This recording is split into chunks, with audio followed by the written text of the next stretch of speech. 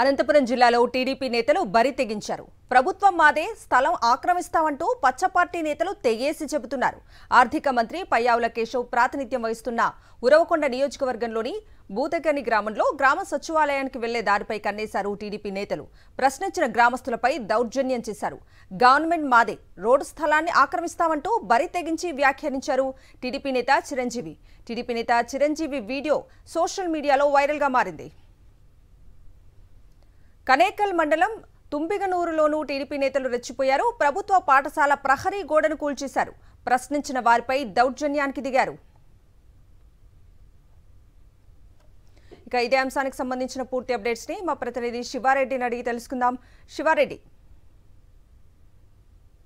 అనంతపురం జిల్లా ఉరవకొండ రాయదుర్గం నియోజకవర్గాల్లో టీడీపీ నేతలు బరితెగించి వ్యవహరిస్తున్న పరిస్థితి కనిపిస్తోంది. ప్రభుత్వం మాదే, ప్రభుత్వ స్థలాలు కూడా మావే అన్న ధోరణిలో టీడీపీ కూటమి నేతలు వ్యవహరిస్తున్న తీరు అందరినీ విస్మయానికి గురి చేస్తున్న పరిస్థితి కనిపిస్తోంది. ఎందుకంటే ఉరవకొండ నియోజకం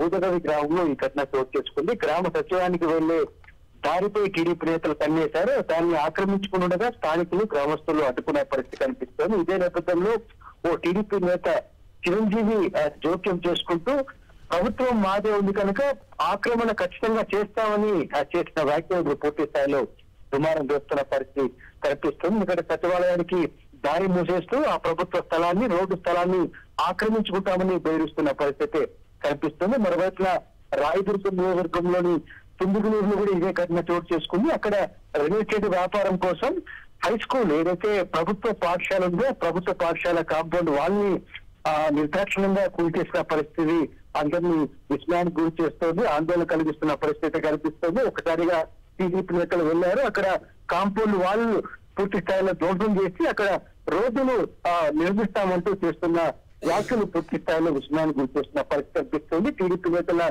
దౌర్జన్యం పైన ప్రజలు, స్థానికులు పూర్తి స్థాయిలో ఆందోళన వ్యక్తం చేస్తున్న పరిస్థితి కనిపిస్తోంది. Kavitha. Right Siva Reddy, thank you.